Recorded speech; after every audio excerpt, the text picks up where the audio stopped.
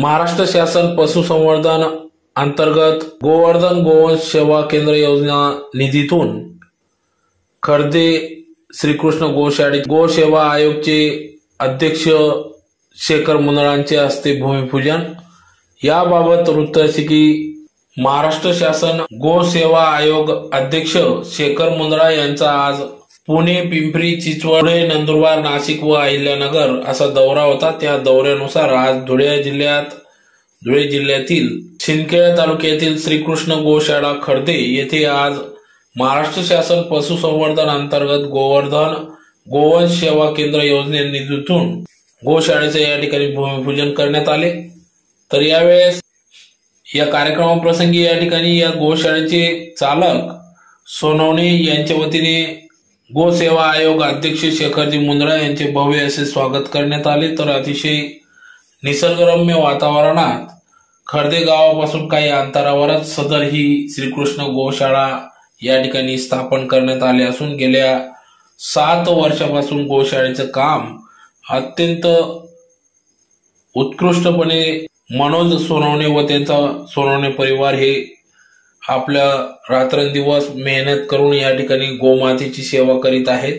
अशा या कार्यतत्पर मनोज सोनवणे यांची कार्याची दखल घेत महाराष्ट्रात पहिल्यांदाच महाराष्ट्रातले पहिले अनुदान हे महाराष्ट्र शासन पशुसंवर्धन अंतर्गत गोवर्धन गोवंश सेवा केंद्र योजना निधीतून खर्दे या गोशाळेला देण्यात आले।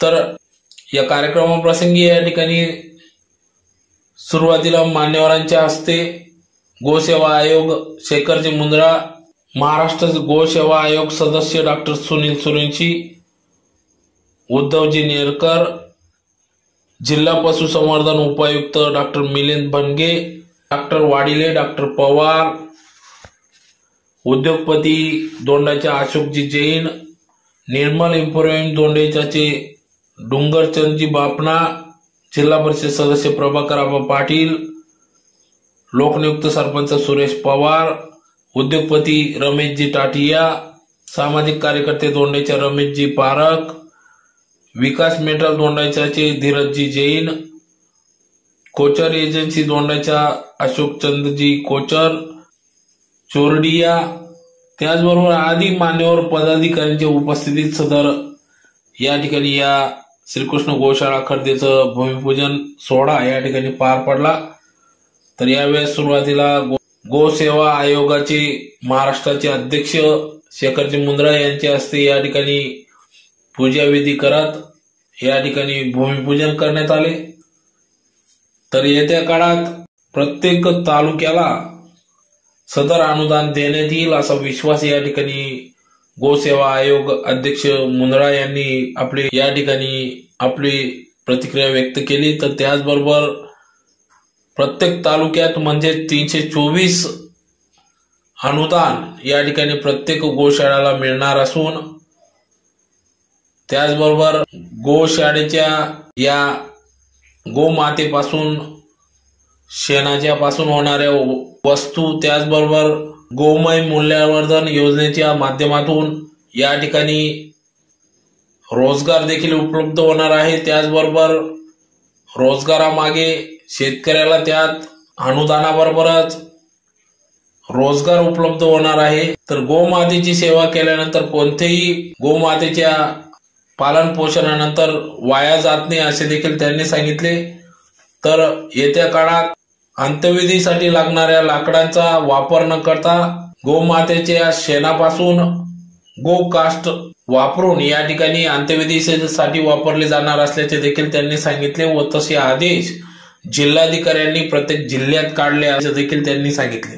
तर येत्या काळात शेणाला देखील कमीत कमी 25 रुपये किलो भाव मिळावा अशी देखील त्यांनी आपली भूमिका या ठिकाणी मांडली व येत्या काळात 25 रुपये भावाने शेण देखील विकले जाईल असं देखील त्यांनी आपली प्रतिक्रिया व्यक्त केली। तर शेतकऱ्यांनी आपल्या कोणत्याही प्रकारची गायी विकू नये, विकण्याची गरज भासल्यास माझ्याशी संपर्क साधावा। सदर गायी विकण्याचे कसाईला न देता ती मला द्यावी।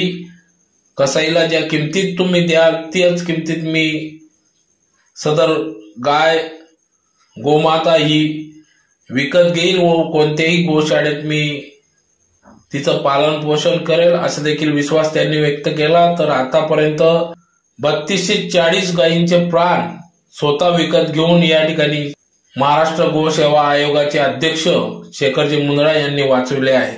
तर प्रत्येकाने गोशाळेच्या माध्यमातून गोवर्धन, गोसंवर्धन, गोसंरक्षण, गोसंगोपन हा उद्देश डोळ्यासमोर ठेवत सदर गोशाळा चालवावी। नक्कीच या माध्यमातून प्रत्येक शेतकरीला, गोचालकाला या ठिकाणी येत्या काळात गोमातेच्या आशीर्वादाने रोजगार उपलब्ध होणार आहे। सदर कार्यक्रमाचे आयोजनासाठी मनोज सोनवणे, संपूर्ण मनोज सोनवणे परिवार, त्याचबरोबर आजूबाजू पंचक्रोशीतील पदाधिकारी, ग्रामस्थ, त्याचबरोबर गोसेवक, विविध गावातील आलेले महाराज, कीर्तनकार यांचे या ठिकाणी या कार्यक्रमासाठी मोलाचे असे सहकार्य लाभले। तर मोठ्या संख्येने गोसेवक, ग्रामस्थ उपस्थित होते।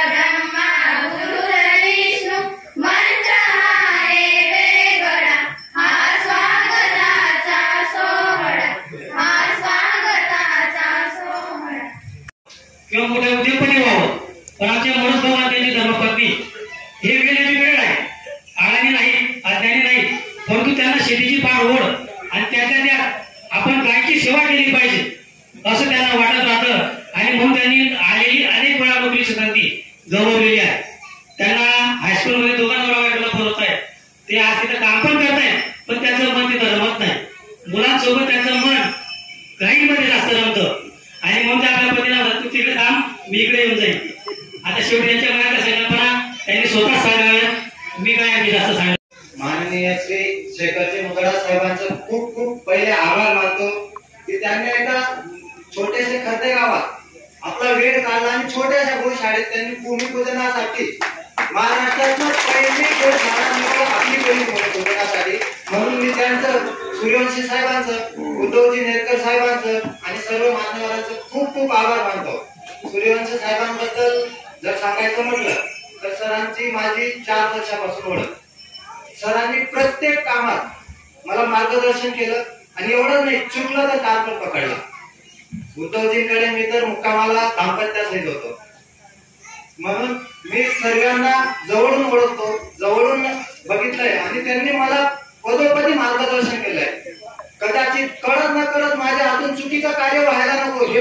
मार्गदर्शन केलंय. म्हणून मी सर्वांचं पुन्हा एकदा अध्यक्ष साहेबांचं खूप खूप मनापासून धन्यवाद व्यक्त करतो. जय हिंद, जय गोमाता. त्याचा विग्रह भेट स्वरूपात मिळाला, परंतु मी आज थोडस वेगळं सांगतोय की मुंदडा साहेबांच्या हस्ते आमच्या पशुसंवर्धन अधिकाऱ्यांना मुंदडा साहेबांनी गोमातेचा विग्रह भेट द्यावा ही विनंती करतो. सर्व अतिथी मान्यगण तसेच गोसेवक बंधू आणि भगिनींनो, सर्वप्रथम महाराष्ट्र गोसेवा आयोगाचे प्रथम नवनिर्वाचित अध्यक्ष माननीय श्री शेखरजी मुंदडा सर यांचं मी मनापासून शब्दसुमनांनी खूप खूप अभिनंदन करते. सर, आपलं खरंच महाराष्ट्राच्या वतीने गोसेवकांच्या वतीने आपलं मनपूर्वक आभार व्यक्त करते. सर म्हणाले हा दुःख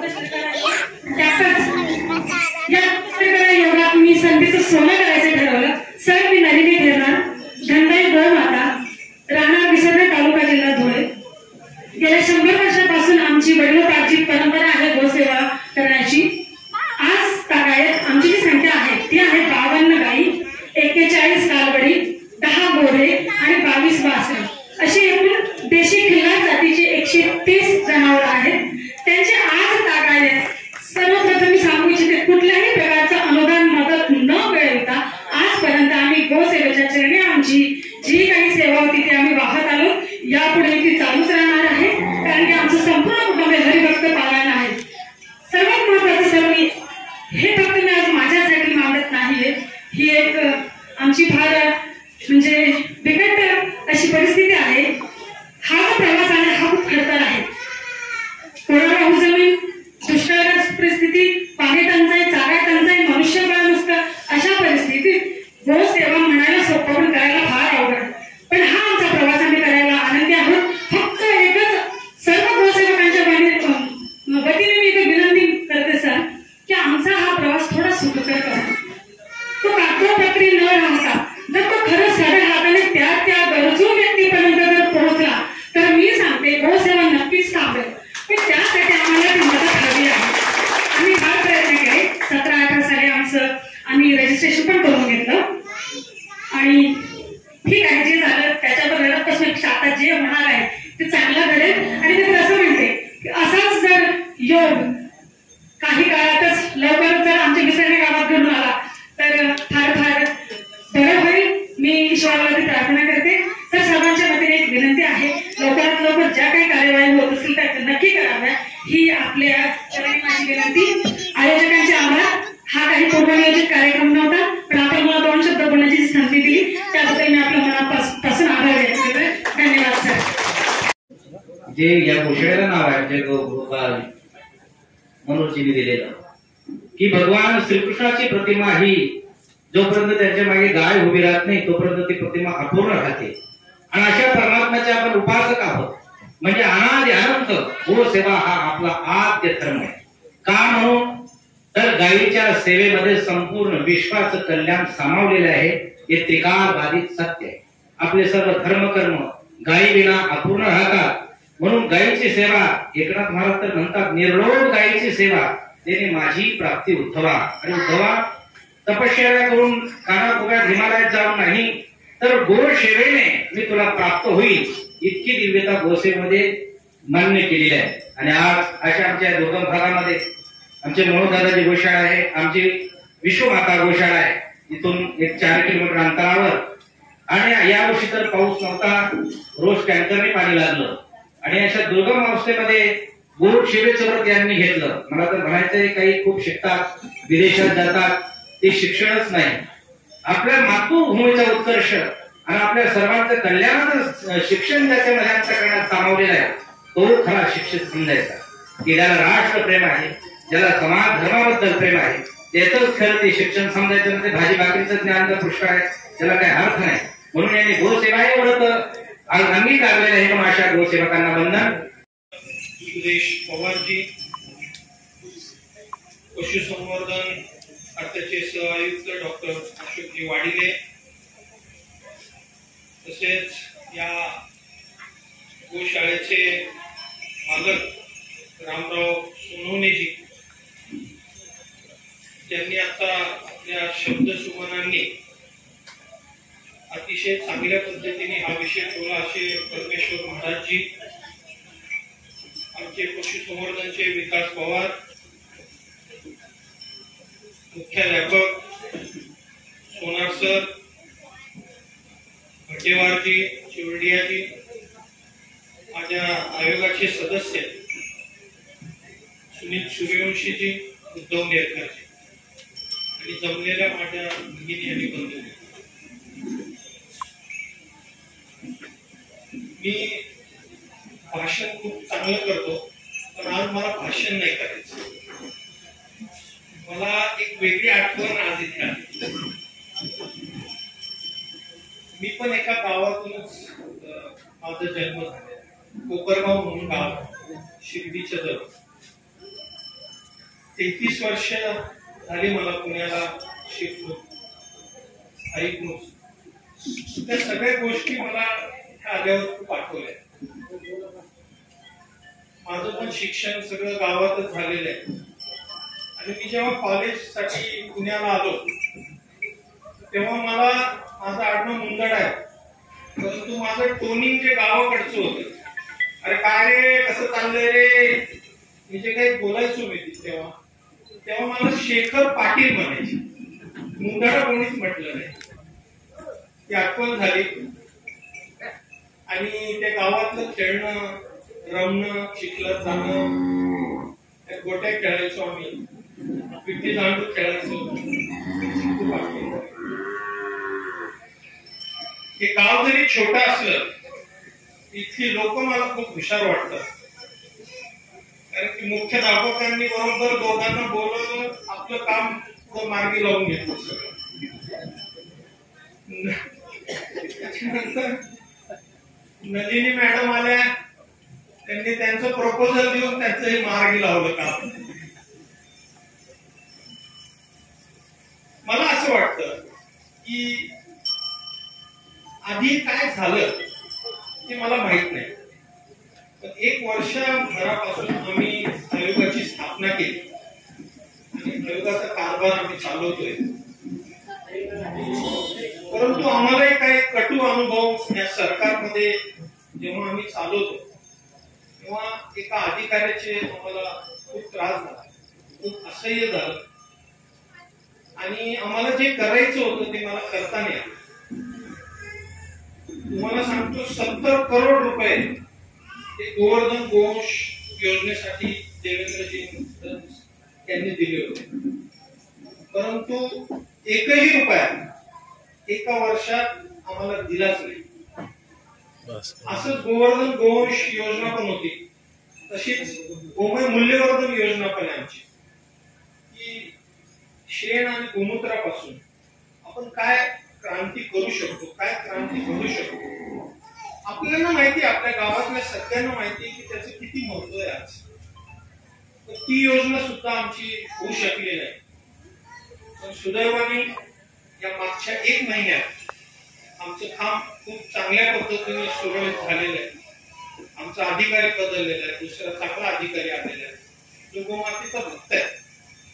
आणि म्हणून आयोगातर्फे मी निश्चित तुम्हाला सांगू इच्छितो की आम्ही आल्या आम्ही काय केलं असेल, पहिलं आम्ही अनुदान द्यायला सुरुवात आणि त्याच्यातलं पहिलं अनुदान आम्ही या गोशाळेला दिलं.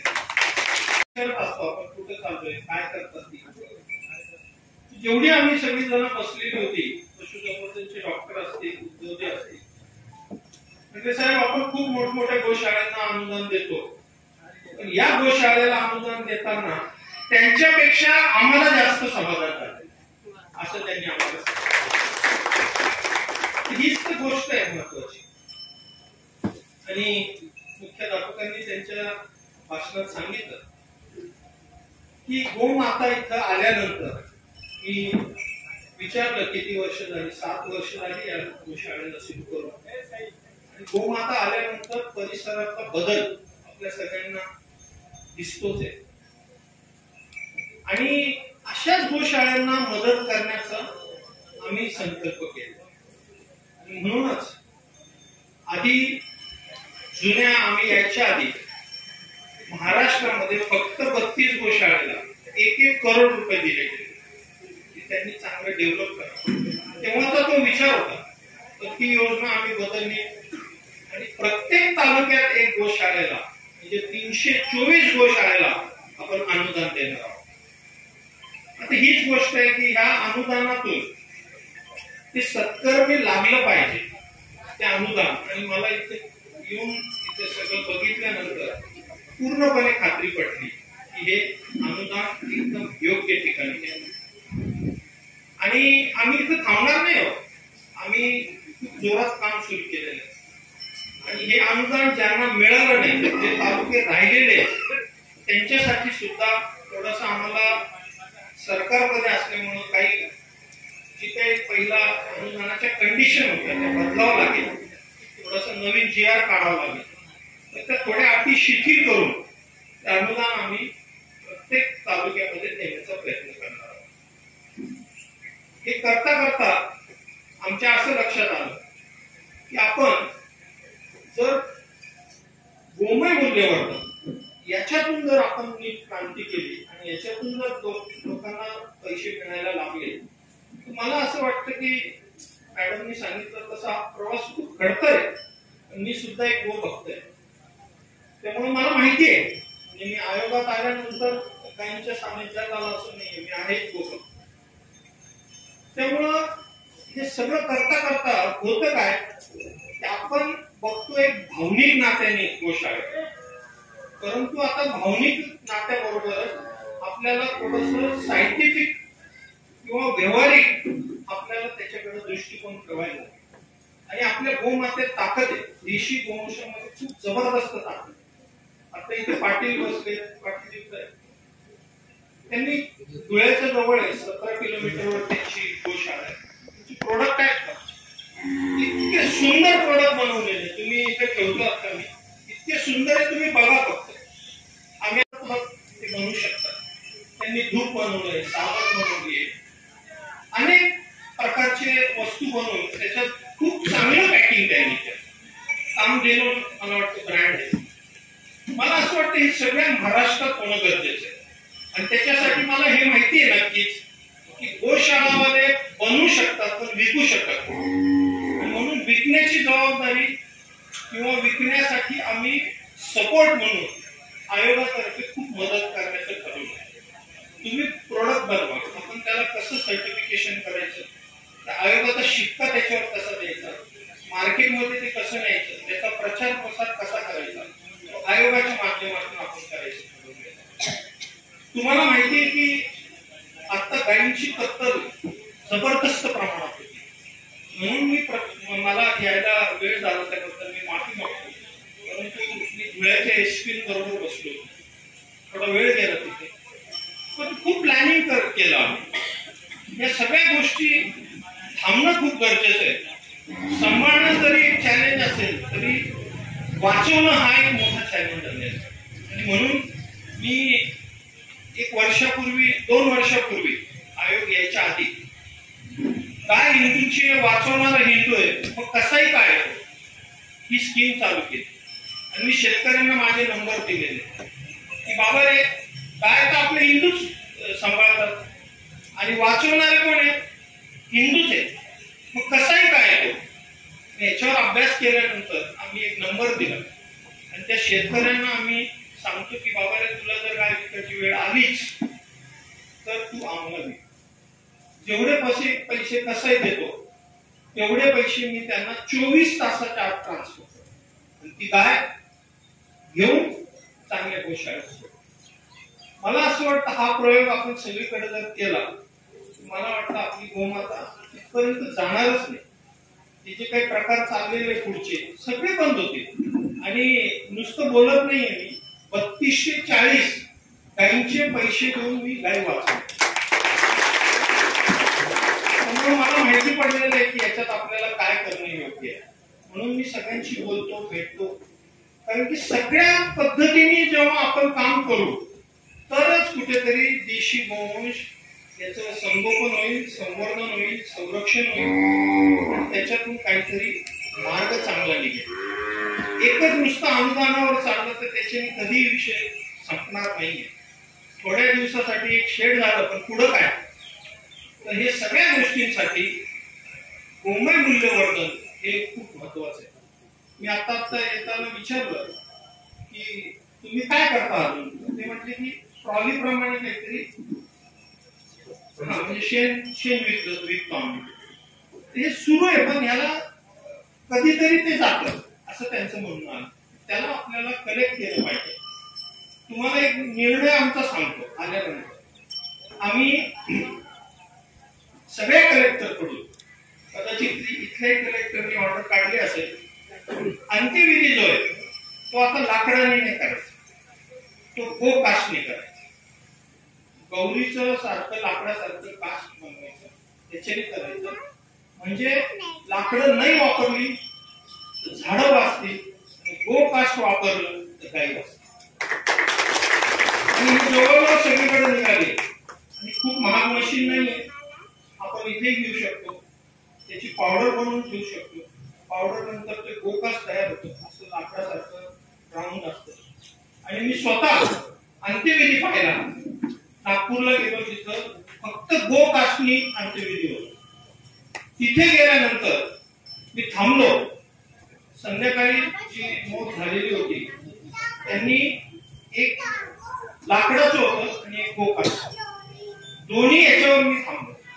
आणि ते म्हटले आता साहेब तुम्ही संध्याकाळी थोडं या. हे सगळे गेलो रात्री. मी रात्री गेल्यावर बघितलं तर जे लाकडावर केलेलं होतं त्यांना परत उचकटावं लागलं, ते पूर्णपणे परत हे करावं लागलं.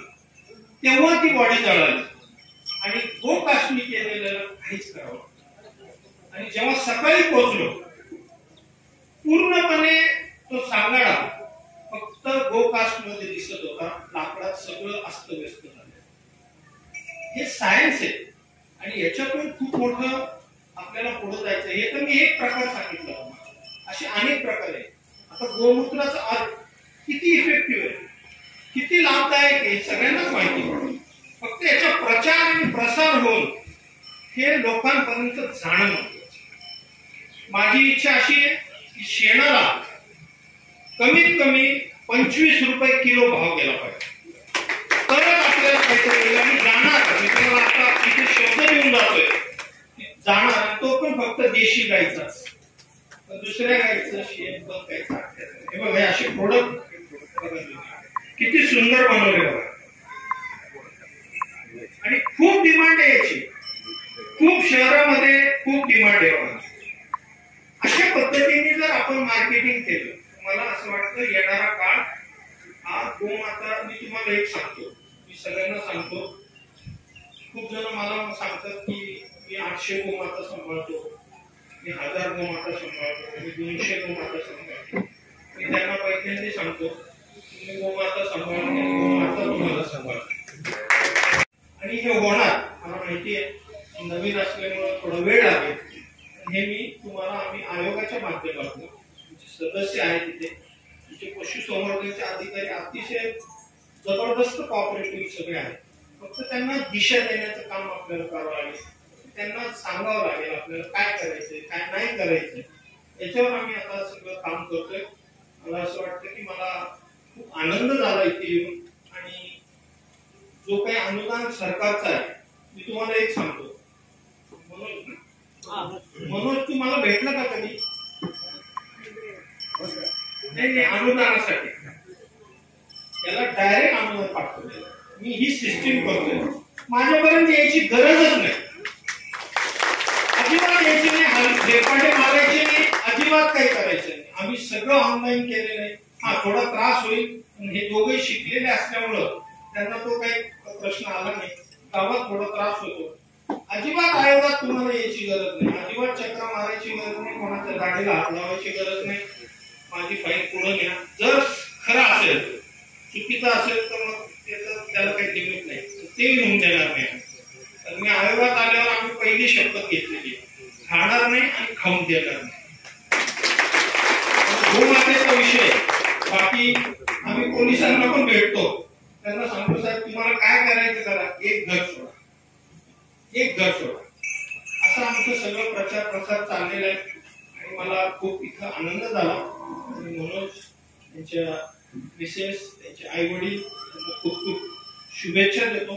असंच काम आपण वाढवून पुढच्या वेळी 200 काय झाल्यावर आम्हाला बोलव आणि परत येऊ. धन्यवाद. पुढच्या कालखंडामध्ये जर गोसेवामध्ये गोशाळेत नोंदणी नसेल तर कोणत्या प्रकारच्या संवर्धनाला ती पात्र होणार नाही. त्याचप्रमाणे जितक्या गायी आपल्या गोशाळेमध्ये त्या सर्वांची टॅगिंग करणं ही आवश्यक आहे. सगळ्यांनी टॅगिंग करून घ्यावं.